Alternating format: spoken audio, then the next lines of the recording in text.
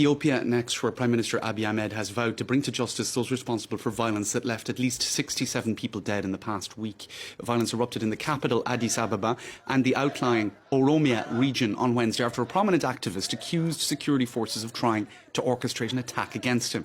Now, Nicolas Germain is in studio from our Africa desk to explain a little bit more.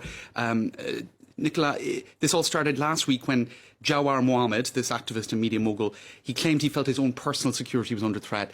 And the police are saying this is all not true. We have in no way threatened him. So who is this man, for those who aren't familiar with Jawar Mohammed, and why has he become a sort of lightning rod for protesters in Ethiopia against the Prime Minister? Well, he's a young man. He's only 33.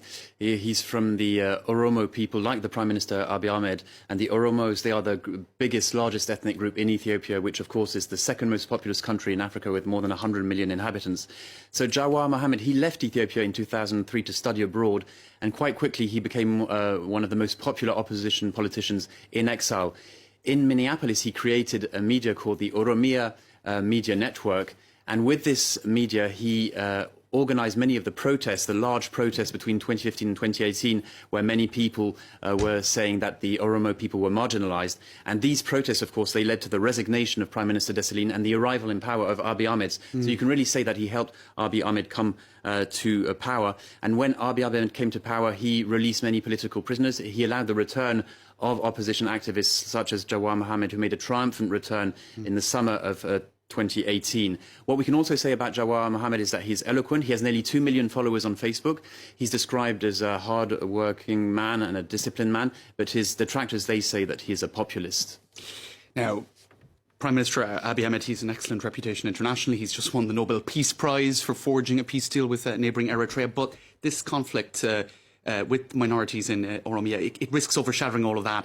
Why has the relationship soured to such an extent then between Ahmed and Jawar Mohammed, this activist figure?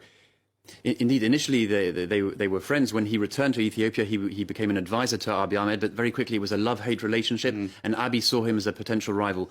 But the main difference politically between the two men is that Jawar is what they call an ethno-nationalist. His priority is for more political and cultural autonomy for the Oromo people, whereas Abiy Ahmed doesn't want to talk about ethnic politics. He's interested in Ethiopia as a nation. But the paradox is that because of his reforms, Abiy Ahmed's reforms, there is now greater freedom of speech, and this has led to a rise in ethnic tensions. We saw it last week, 67 people killed in Oromia. Amnesty International says that there have been dozens of arrests in Oromia, so the tensions are real.